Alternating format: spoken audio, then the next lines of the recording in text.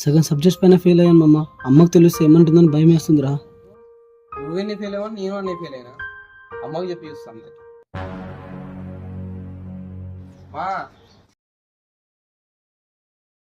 Result వచ్చినాయమ్మా. ఎన్ని పోయినాయి? 3 pass అయినా 4 ఫెయిల్ అయినామా. సరే సరేలే, మళ్ళీ కట్టుకొని రాసుకుందాంలే. ఏం ఆంటీ ఇప్పుడు ఫెయిల్ అయినా ఏమనలేదు. ఆంటీ ఒక నిమిషం.